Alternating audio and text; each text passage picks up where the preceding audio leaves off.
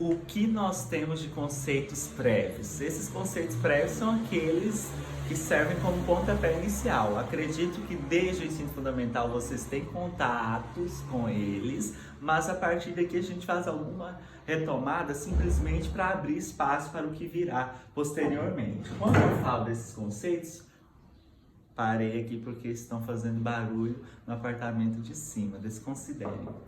Só o professor aqui desejar gravar vídeo, acontece isso. Vamos pensar tipos de linguagem. O que são os tipos de linguagem, né? De que maneira nós nos manifestamos linguisticamente? Vocês já sabem, desde sempre, que nós nos manifestamos por meio da linguagem verbal. Essa verbal envolve tanto a fala quanto a escrita. E nós temos as manifestações não verbais, que são aquelas que ocorrem por meio de signos, ícones, a linguagem corporal de alguma forma corresponde a isso. O fato de eu usar as expressões faciais, o fato de eu ter feito isso simboliza alguma coisa para vocês. Por quê? Porque isso faz parte dos nossos acordos linguísticos. Vamos pensar dessa forma. Por que acordos linguísticos? Nós compartilhamos os sentidos e nos fazemos entendidos porque nossos interlocutores compartilham também desses significados. E uma vez que isso acontece, conseguimos compartilhar. E compartilhar no sentido de produzir significados.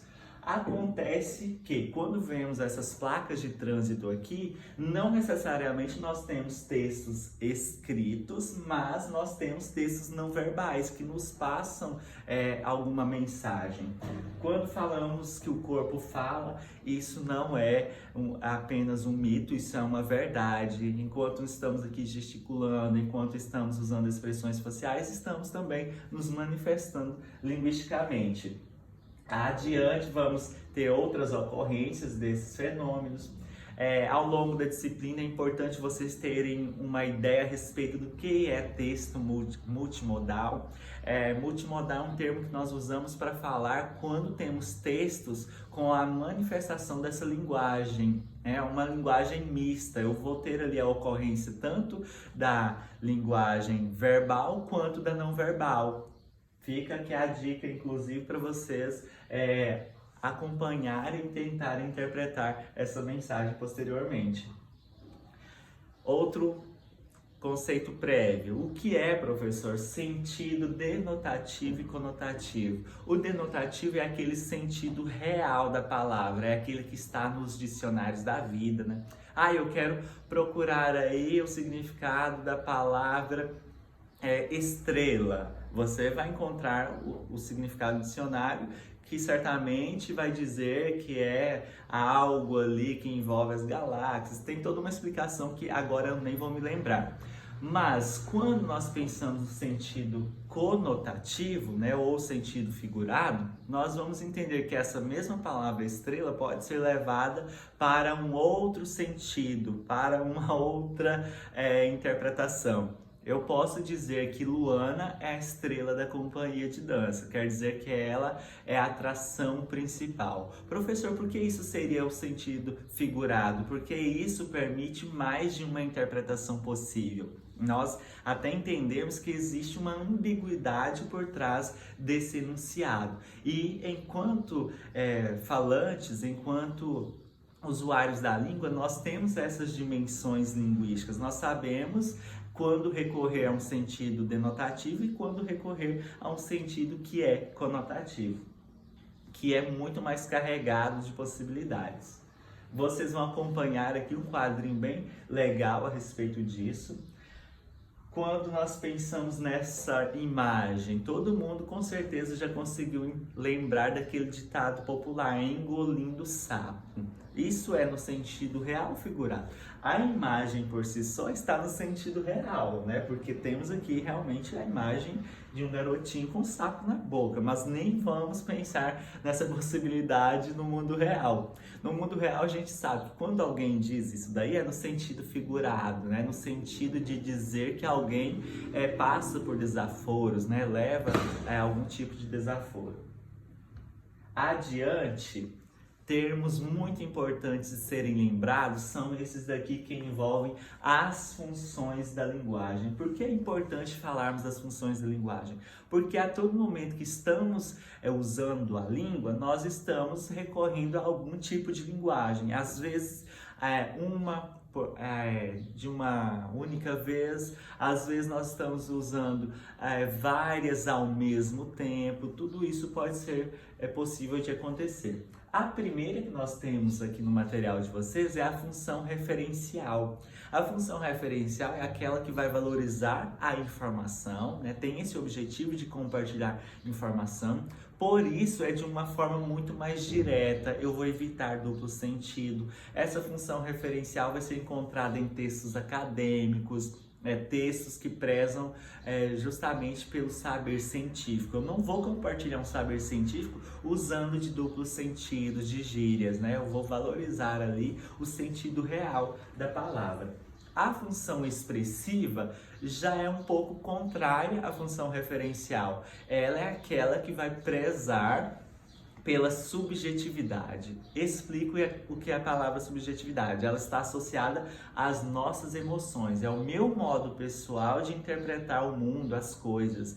Isso vai ser expresso em quê?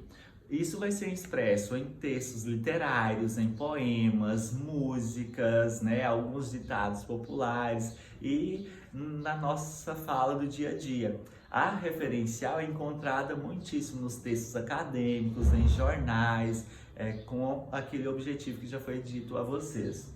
Adiante, nós vamos ter ali a função conativa. O que seria a conativa? É aquela que vai valorizar a persuasão, que é o convencimento. A todo momento nós estamos tentando convencer alguém de alguma coisa. É uma prática cotidiana, podemos dizer. O que acontece? Quando você utiliza de estratégias de argumentação, você está usando a função conativa.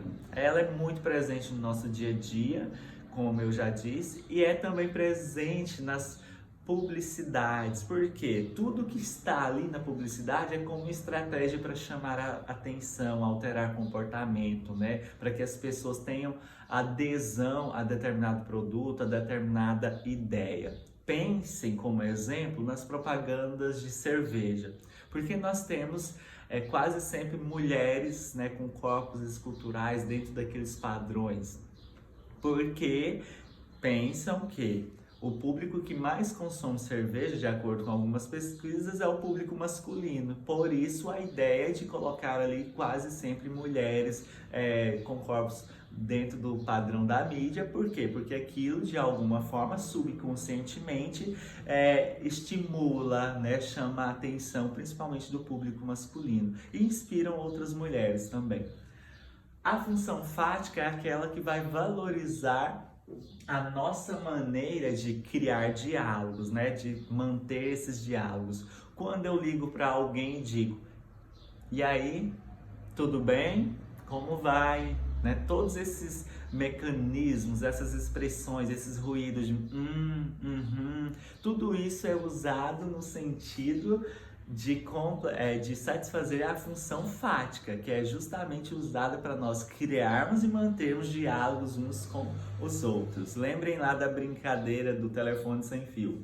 Adiante, nós temos a função metalinguística, que preza pela própria linguagem. É linguagem voltando para linguagem, linguagem falando de linguagem. Esse vídeo é metalinguístico, por quê? Eu estou utilizando de linguagem para explicar a maneira como a linguagem funciona. O dicionário é um instrumento metalinguístico. Quando vocês encontrarem alguma música que fala de música, um poema que fala de poema, a aula de português, de maneira geral, é metalinguística. Ficam alguns exemplos bem concretos para vocês. Por último, nós temos a função poética, que é muito próxima à função expressiva. Só que aqui na poética nós vamos entender que ela refere-se muito mais à estética dos textos, né? A função expressiva está no conteúdo. A poética está configurada na estética dos nossos textos. Quando vocês encontram poemas com rimas, o formato dele por si só já é diferente dos textos em prosa. As músicas, quando tem aquelas batidas, rimas, todo esse trabalho estético está dentro da função poética, que preza em causar surpresa, em chamar a atenção também de alguma forma. Quando nós pensamos lá em poemas concretistas, que tem formatos diferentes, formato de xícara, a gente consegue entender de que maneira a função poética está atuando. E também nos ditados populares, que nós muito usamos no dia a dia.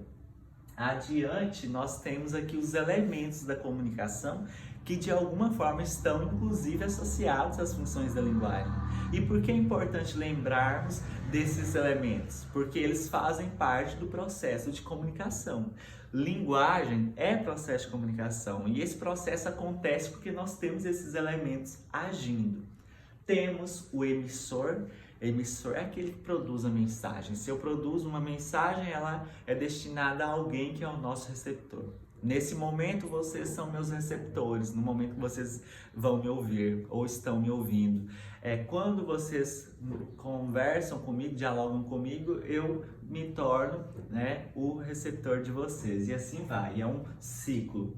Nós temos o contexto, que refere-se à situação em que produzimos as mensagens, É uma palavra que eu sempre uso porque ela mobiliza os efeitos de sentido da nossa comunicação. Você se adequa à situação, ao contexto de maneira geral.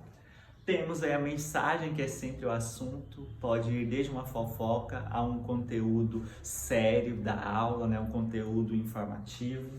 O canal seria o meio pelo qual vocês expressam, vocês comunicam. Nesse formato em que estou aqui, vocês vão ter aí essa mensagem via vídeo, via plataforma. Quando estamos fazendo a ligação, os próprios celular, pode ser por e-mail, por carta, e na oralidade nós entendemos que todas as nossas mensagens chegam ao outro por meio das ondas sonoras. A física e a biologia explicam isso para nós.